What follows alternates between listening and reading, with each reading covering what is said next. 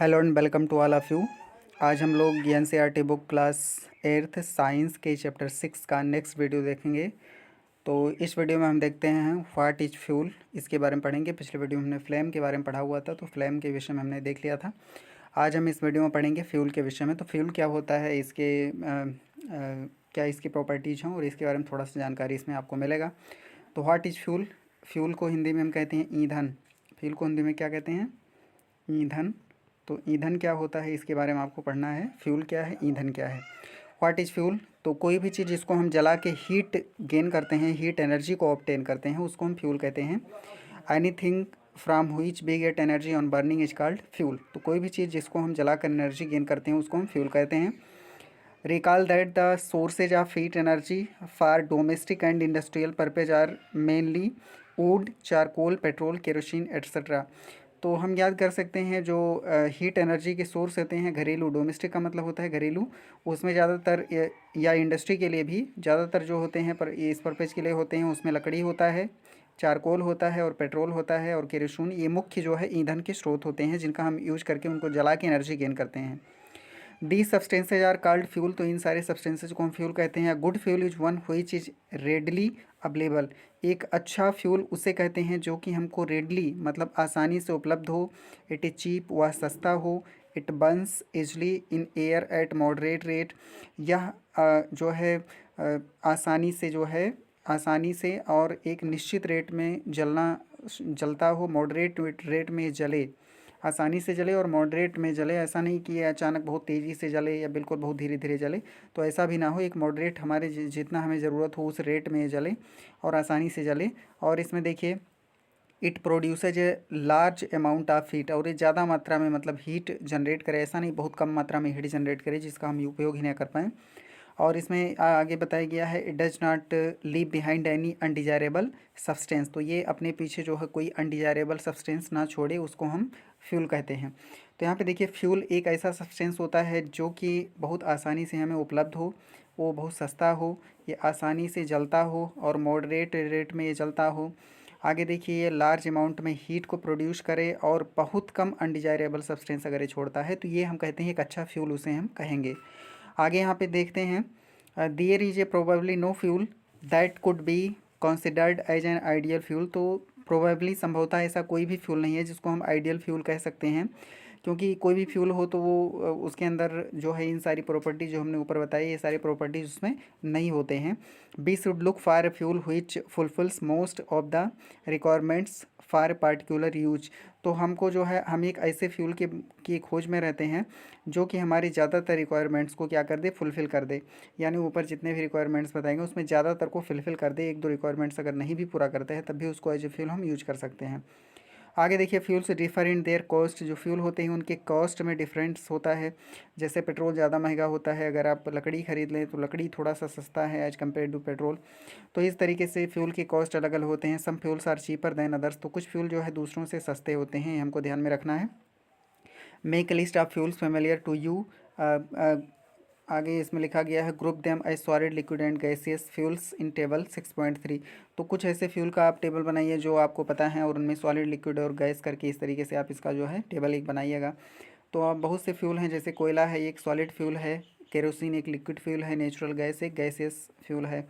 दूसरी जगह पे आप वुड लिख सकते हैं, लकड़ी भी एक जो है फ्यूल है। तीसरी जगह पे आप पेट्रोल लिख सकते हैं, पेट्रोल एक फ्यूल है। यहाँ पे आप एलपीजी लिख सकते हैं यहाँ पे इस तरीके से। और इसी तरीके से जो आपका सॉलिड फ्यूल में और भी तमाम सारी चीज़ें हैं, यहाँ पे काऊ डंग के या गोबर के जो उपले होते हैं कंडे आप लिख सकते हैं। लिक्विड फ्यूल में आप यहाँ पे देखिए डीजल लिख सकते हैं, पेट्रोल आपने लिख दिया है। और गैसेस फ्यूल में आप एलपीजी लिख सकते हैं, लिक्विड पेट्रोलियम गैस आप यहाँ पे लिख सकते हैं, या कोल गैस लिख सकते हैं। इस तरीके के तमाम सारे फ्यूल्स को आप यहाँ पे नोटिस कर सकते हैं।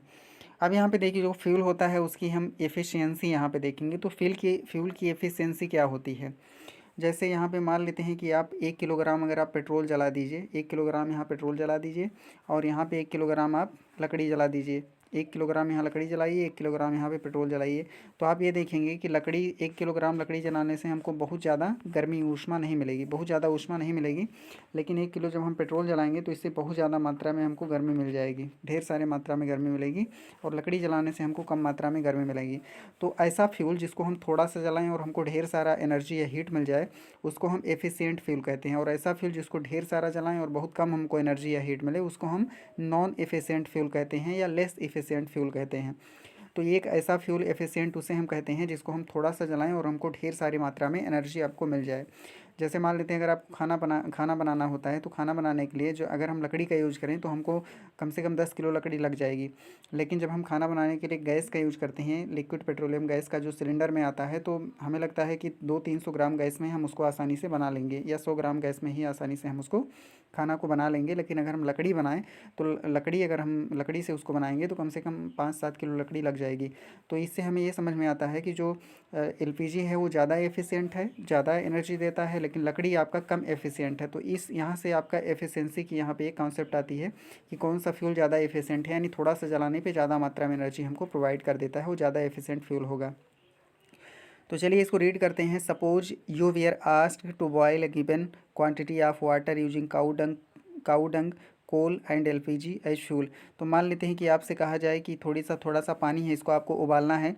तो आपको काऊ डंग या गोबर के जो उपले होते हैं उससे आपको उसको पानी को गर्म करना है, कोयले से गर्म करना है और एलपीजी से आपको गर्म करना है। तो निश्चित रूप से आप किसको यहाँ पे सेलेक्ट करेंगे, which fuel would you prefer. तो आप कौन से फ्यूल को प्रीफर करने मतलब पसंद करना होता है। प्रेफर करना यानी जैसे 2-3 ऑप्शन आपके पास में हो, तो सबसे ज़्यादा आप उपयुक्त कौन किसको मानेंगे, तो उसको प्रेफर करना कहते हैं। तो यहाँ पे आप देखिएगा कि जो आपको दिया है, काउडंग आपका दिया गया है, कोल दिया गया है और एलपीजी गैस है। तो इनमें से कौन सा ऐसा फ्यूल है जिसको आप सबसे ज़्यादा अपने फेवर में मानेंगे, प्रेफर करेंगे, जिससे आप पानी को गर्म करेंगे। तो निश्चित रूप से आप एलपीजी को ज़्यादा उपयुक्त मानेंगे, क्योंकि ये आसानी से जल जाएगा और ये थोड़ा सा जलाने पे ज़्यादा मात्रा में एनर्जी भी देगा, तो आप इसी को प्रेफर करेंगे।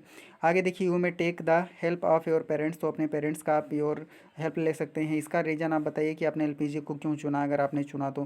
क्योंकि एलपीजी आसानी से चलता है, इसको थोड़ा सा जलाएंगे तो ये ज़्यादा मात्रा में एनर्जी हमको दे देगा, इसलिए हम इसी का चुनाव करेंगे। आगे देखिए, डू दीज 3। तो इन तीनों को आप करिए। Fuel produce the same amount of heat. क्या ये तीनों फ्यूल एक समान मात्रा में हीट को प्रोड्यूस करते हैं। तो आप देखेंगे काउडंग केक बहुत कम मात्रा में हीट को प्रोड्यूस करेगा, जो कोल है वो थोड़ा सा ज़्यादा मात्रा में प्रोड्यूस करेगा, लेकिन एलपीजी आपका जो है वो सबसे ज़्यादा अमाउंट में हीट को प्रोड्यूस करेगा। तो जो सबसे ज़्यादा अमाउंट में हीट को प्रोड्यूस करता है उसी की एफिशिएंसी क्या होती है, ज़्यादा होती है। एफिशिएंसी का मतलब होता है दक्षता, हिंदी में इसको क्या कहते हैं, दक्षता कहते हैं। तो जो सबसे ज़्यादा मात्रा में हीट को प्रोड्यूस करेगा उसकी दक्षता क्या होगी, सबसे ज़्यादा होगी यहाँ पे। आगे देखिए, यहाँ पे the amount of heat energy produced on complete combustion of 1 kg of fuel is called its calorific value. तो किसी भी फ्यूल के 1 किलोग्राम को अगर हम कंप्लीट इसको जला दें, 1 किलोग्राम को जलाने के बाद में जितनी मात्रा में इसमें हीट निकलती है उसको हम उस फ्यूल की कैलोरीफिक वैल्यू कहते हैं। जैसे यहाँ पे हम देखेंगे कि अगर 1 किलोग्राम हम काउडंग को जलाएंगे तो यहाँ पे कम मात्रा में एनर्जी मिलेगी, लेकिन अगर 1 किलोग्राम हम अगर कोयले को जलाएंगे तो काउडंग से ज़्यादा एनर्जी मिलेगी।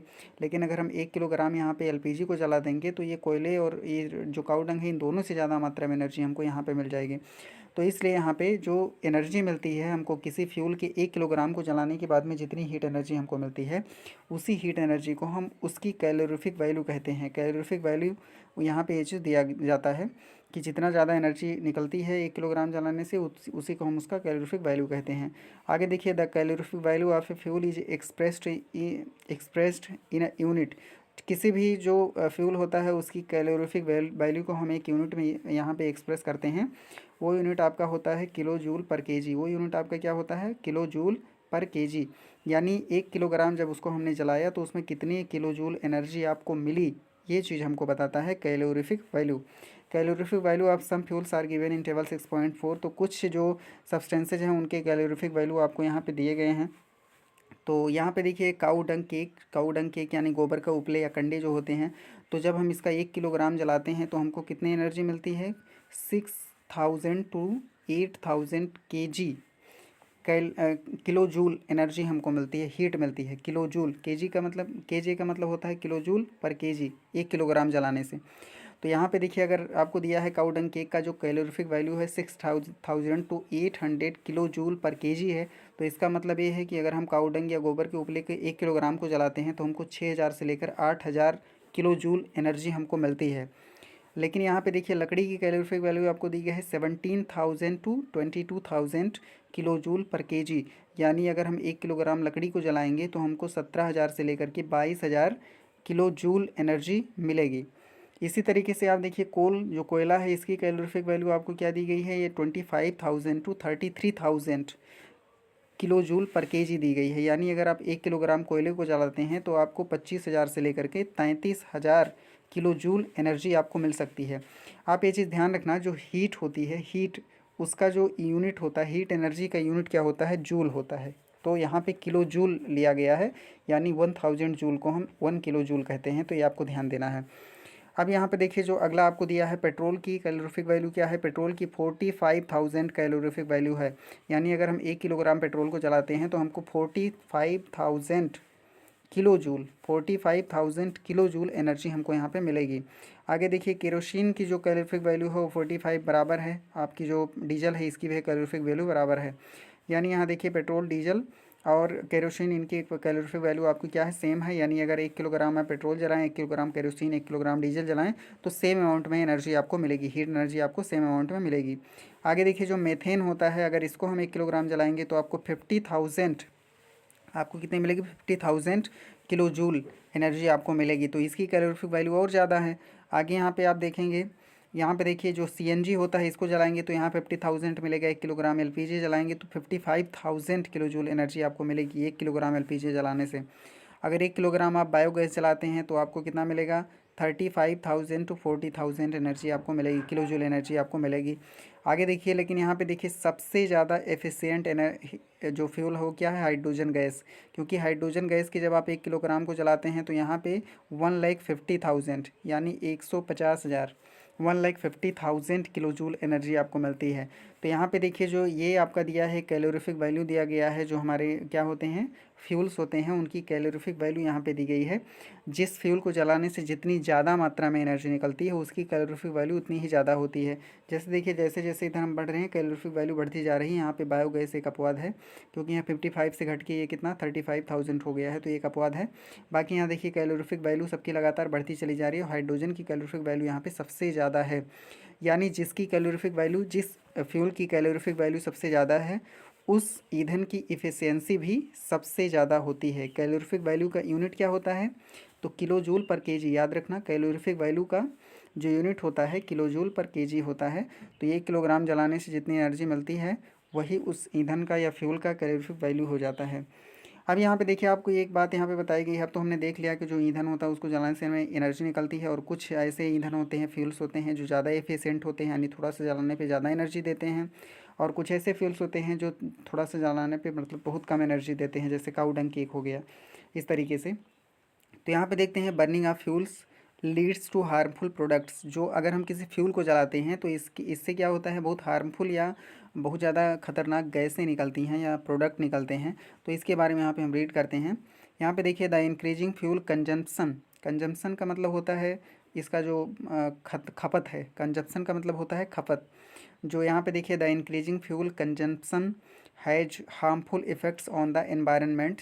जो फ्यूल होता है उसका जो इंक्रीजिंग कंजम्पशन है, इसका ज़्यादा खपत जो है हमारे जो एनवायरनमेंट है उसमें हार्मफुल गैस को बढ़ावा दे रहा है, उसका हार्मफुल इफ़ेक्ट हमारे ऊपर पड़ रहा है। तो यहाँ पे देखिए कुछ हार्मफुल इफेक्ट्स यहाँ पे दिए गए हैं। नंबर 1 आपको दिया है कार्बन फ्यूल लाइक वुड। देखिए यहाँ पे कार्बन फ्यूल, ऐसे फ्यूल जिनमें कार्बन हो, जैसे लकड़ी में कार्बन होता है, जैसे कि लकड़ी हो गया, कोयला हो गया, पेट्रोलियम रिलीज अनबर्नड कार्बन।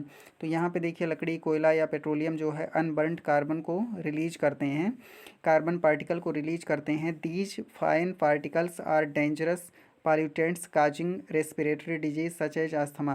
तो यहाँ पे देखिए जो ये कार्बन पार्टिकल्स, जो अनबर्नड कार्बन पार्टिकल्स होते हैं, हमारे बहुत ज़्यादा बड़े पॉल्यूटेंट्स होते हैं, बहुत बड़े प्रदूषक होते हैं, और ये हमारे रेस्पिरेटरी प्रॉब्लम्स को बढ़ाते हैं, यानी जो हमारे फेफड़े में सांस लेने की जो दिक्कतें हैं उसको बढ़ाते हैं। इससे अस्थमा जैसे रोग हो सकते हैं। तो फ्यूल्स को हमको बहुत कम मात्रा में जलाना होगा। दूसरा देखिए, incomplete combustion of these fuels gives carbon monoxide.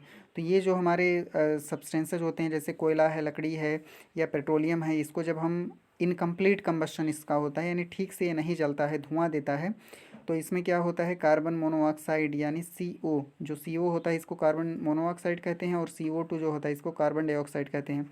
तो जो कार्बन मोनोऑक्साइड है ये कार्बन डाइऑक्साइड से भी ज़्यादा खतरनाक होता है। ये कार्बन मोनोऑक्साइड क्या है, कार्बन डाइऑक्साइड से भी ज़्यादा खतरनाक होता है। तो इस गैस को ये देता है अगर ये ठीक से नहीं जलता है। It is a very poisonous gas. जो कार्बन मोनोऑक्साइड होता है बहुत ज़्यादा पॉइजनस या जहरीला गैस होता है। It is dangerous to burn coal in a closed room. किसी बंद कमरे में इसको जलाना हमारे लिए खतरनाक हो सकता है। The carbon monoxide gas produced can kill person sleeping in that room. तो अगर किसी कमरे में कोयले को जला देंगे तो इससे निकलने वाला जो कार्बन मोनोऑक्साइड गैस होता है वो उस कमरे में सोने वाले पर्सन को किल कर सकता है, क्योंकि ये बहुत ज़्यादा पॉइजनस होता है। आगे यहाँ पे देखिए, यहाँ पे बूझो कुछ कह रहा है। यहाँ पे देखिए, वो so that is why we are advised never to sleep in a room with burning or smouldering coal fire in it. तो यहाँ पे आपको बताया गया है कि इसीलिए हमको सुझाव दिया जाता है कि हम किसी भी ऐसे कमरे में कभी मत सोएं जिसमें कि कोयला जल रहा हो और जिसमें धुआं निकल रहा हो। पॉइंट नंबर 3 यहाँ पे दिया गया है, combustion of most fuels releases carbon dioxide in the environment. ज़्यादातर जो हमारे फ्यूल्स जब जलते हैं तो इन्वायरमेंट में कार्बन डाइऑक्साइड को ये रिलीज करते हैं। रिलीज करने का मतलब होता है छोड़ना या मुक्त करना। तो ये कार्बन डाइऑक्साइड को हमारे एटमॉस्फेयर में रिलीज करते हैं। Increased concentration of carbon dioxide in the air believed to cause global warming.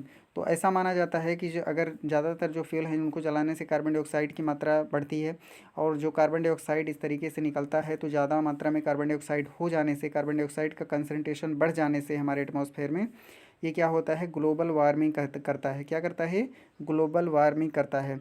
जैसे देखिए, हमारे एटमॉस्फेयर में जो कार्बन डाइऑक्साइड की मात्रा है 0.03% होता है। जो कार्बन डाइऑक्साइड की मात्रा क्या होता है, 0.03% होता है, बहुत कम मात्रा में होता है। लेकिन ये कार्बन डाइऑक्साइड की मात्रा बढ़ जाने से जो ग्लोबल वार्मिंग यहाँ पे होता है, ग्लोबल वार्मिंग क्या होता है इसको भी यहाँ पे रेड कर लीजिए। ग्लोबल वार्मिंग एक ऐसा कंडीशन होता है जो हमारे अर्थ के ओवरऑल टेम्परेचर को बढ़ा रहा है। Net temperature of our earth is increasing, this is called global warming. यहाँ पे देखिएगा, global warming is the rise in the temperature of the atmosphere of the earth. तो अर्थ के एटमॉस्फेयर के टेम्परेचर में इंक्रीज को हम क्या कहते हैं, ग्लोबल वार्मिंग कहते हैं। दिस रिजल्ट, तो इसके कारण क्या होता है, among other things in the melting of polar glaciers. तो ये जो है बहुत सारे कारकों में इसके साथ में ये भी होता है कि जो पोलर ग्लेशियर्स होते हैं उनको मेल्टिंग करता है। आगे देखिए, which leads to rise in the sea level, जो कि सी लेवल को राइज करता है, इसको बढ़ा देता है। आगे देखिए, causing fluids in the coastal areas, जो कि कोस्टल एरियाज में क्या करता है, फ्लूड्स को काज करता है यानी बाढ़ ला देता है। तो यहाँ पे देखिए, लो लाइंग कोस्टल एरियाज में even permanently submerged under water. तो सबमर्ज मतलब होता है अच्छी तरीके से डूब जाएंगे अगर ऐसा होता है। तो यहाँ पे देखिए, जैसे ही हमारा अर्थ होता है तो जो पोल्स होते हैं यहाँ पे ठंडी ज़्यादा होती है, तो यहाँ पे बहुत भारी मात्रा में बर्फ़ है। अगर अर्थ पूरे अर्थ का टेम्परेचर अगर यहाँ पे बढ़ जाएगा तो ये जो पोल है इसका ये जो पोल पे जो बर्फ़ है ये पिघल जाएंगे, और पिघलने के बाद ये पानी, जो बर्फ़ का पानी है, ये समुद्र में जाएगा, और समुद्र में पानी बढ़ेगा तो समुद्र का जो लेवल है वो बढ़ जाएगा, और आसपास के जो एरियाज हैं समुद्र के किनारे वो उसमें डूब सकते हैं। आगे इसमें देखिए दिया गया है, पॉइंट नंबर 4 दिया गया है, burning of coal and diesel releases sulphur dioxide. जो कोल और डीजल का जो बर्निंग होता है वो सल्फर डाइऑक्साइड गैस को निकालता है। It is an extremely suffocating and corrosive gas. तो ये बहुत ज़्यादा जो है जलाने वाला, जलन पैदा करने वाला और कोरोसिव गैस है। कोरोसिव मतलब क्षरण करने वाला गैस। जैसे कि कोई बिल्डिंग वगैरह है तो उसको ये खुरदुरा बना देती है, तो इसको कोरोसिव बोलते हैं। तो यहाँ पे आपको ये ध्यान देना है, जैसे अगर हम कोयला जलाते हैं या डीजल जलाते हैं तो इससे सल्फर डाइऑक्साइड गैस निकलती है, जो कि बहुत ज़्यादा जलाने वाली और कोरोसिव, बहुत ज़्यादा क्षरण करने वाली गैस है। आगे देखिए, moreover petrol engines give off gaseous oxides of nitrogen. जो पेट्रोल के इंजन होते हैं वो नाइट्रोजन के ऑक्साइड देते हैं, जैसे नाइट्रस ऑक्साइड हो गया, नाइट्रोजन डाइऑक्साइड हो गया। तो इस तरीके के नाइट्रोजन के ऑक्साइड भी ये देते हैं, बाहर निकालते हैं। Oxides of sulphur and nitrogen dissolve in rain water and form acids. Such rain is called acid rain. It is very harmful for crops, buildings and soil. You have already learned about it in class 7th। तो यहाँ पे आपको बताया गया है कि जो sulphur dioxide gas होता है और जो नाइट्रोजन गैस होता है, जो बादल बनते हैं, बादल में जो वाटर के ड्रॉप्स होते हैं, कार्बन डाइऑक्साइड, ये जो सल्फ़र डाइऑक्साइड है और नाइट्रोजन ऑक्साइड्स होते हैं, ये जो बादल में बूंदें होती हैं आसमान में, उन बूंदों के साथ मिलकर के ये सल्फ्यूरिक एसिड और नाइट्रिक एसिड बनाते हैं। क्या बनाते हैं? सल्फ्यूरिक एसिड और नाइट्रिक एसिड बनाते हैं। और यही नाइट्रिक एसिड और सल्फ्यूरिक एसिड जब बरसात के पानी में घुल करके ज़मीन पर गिरता है तो इसको हम एसिड रेन कहते हैं। इसको हम क्या कहते हैं? एसिड रेन कहते हैं। एसिड रेन आप याद रखना कि एसिड रेन क्या होता है। तो जो पानी बरसता है, अगर वो पानी हमारा एसिडिक होता है किसी कारण से, एटमॉस्फेरिक पॉल्यूशन के कारण, तो उस टाइप के रेन को हम एसिडिक रेन कहते हैं, एसिड रेन कहते हैं। आगे देखिए, it is very harmful for crops. तो ये हमारे फसलों के लिए बहुत ज़्यादा नुकसानदायक होता है। जो बिल्डिंग होते हैं उनके लिए नुकसानदेह होता है। इसके बारे में आपने जो है क्लास 7th में आपको बताया गया है, आपने पढ़ा हुआ होगा, निश्चित रूप से आपको बताया गया है। आगे इसमें रीड करते हैं, the use of diesel and petrol as fuels is in automobiles is being replaced by CNG. जो पेट्रोल और डीजल का यूज होता था हमारे ऑटोमोबाइल्स मतलब जो वाहन होते हैं, जैसे आपका कार हो गया या बस हो गया, ट्रैक्टर हो गया, या इस टाइप के जितने भी टेम्पो हो गया, टैक्सी हो गया, तो ये जो चलने वाले होते हैं सड़क पे, इनको हम ऑटोमोबाइल्स कहते हैं। तो इन ऑटोमोबाइल्स में जो पेट्रोल और डीजल को हमने किससे रिप्लेस किया है? सीएनजी से। सीएनजी यानी कॉम्प्रेस्ड नेचुरल गैस। आप जानते हैं सीएनजी को हम क्लीन फ्यूल भी कहते हैं। तो ये जो सीएनजी होता है, इससे इसको रिप्लेस कर दिया गया है, क्योंकि जो डीजल और पेट्रोल ये बहुत ज़्यादा मात्रा में पॉल्यूशन करते थे, सल्फर डाइऑक्साइड गैस निकालते थे और ये नाइट्रोजन ऑक्साइड्स निकालते थे। लेकिन जब हम सीएनजी को ले आए तो सीएनजी बहुत कम मात्रा में इन गैसों को निकालता था। Because CNG produces the harmful products in very small amounts. क्योंकि जो सीएनजी होता है, जो हार्मफुल प्रोडक्ट्स होते हैं, बहुत कम अमाउंट में प्रोड्यूस करता है। CNG is a cleaner fuel. CNG जो है एक स्वच्छ ईंधन होता है, क्लीनर फ्यूल होता है, मतलब एक स्वच्छ ईंधन है। इसको जलाने से ज़्यादा मात्रा में जो पॉल्यूशन हो नहीं होता है। तो इस टॉपिक में हमने यहाँ पे देखा कि जो फ्यूल होता है वो क्या होता है, फ्यूल की एफिशिएंसी क्या होती है। अगर किसी फ्यूल को हम थोड़ा सा जलाएं और ढेर सारी मात्रा में हमको हीट मिल जाए, गर्मी मिल जाए, तो वो ज़्यादा एफिशिएंट फ्यूल होगा। अगर किसी को हम ज़्यादा मात्रा में जलाएं और बहुत थोड़ी मात्रा में अगर हमको एनर्जी मिलती है, तो वो लेस एफिशिएंट फ्यूल होता है। जो फ्यूल की एफिशिएंसी को हम किलो जूल पर केजी में नापते हैं, यानी 1 किलोग्राम फ्यूल को जलाने से जितनी मात्रा में उसकी हीट निकलती है, उसकी कैलोरीफिक वैल्यू कही जाती है। तो ढेर सारे जो फ्यूल्स हैं उनकी कैलोरीफिक वैल्यू यहाँ पे दी गई है। ग्लोबल वार्मिंग क्या होता है? The rise in the temperature of earth's atmosphere is called global warming. जो अर्थ के एटमॉस्फेरिक टेम्परेचर में राइज है, इसको ग्लोबल वार्मिंग कहते हैं। और यहाँ पे देखिए, जो फ्यूल को जलाने से बहुत सारे हार्मफुल गैसेस निकलते हैं, जैसे इसमें कार्बन डाइऑक्साइड गैस निकलती है और कार्बन मोनोऑक्साइड गैस यहाँ पे निकल सकती है।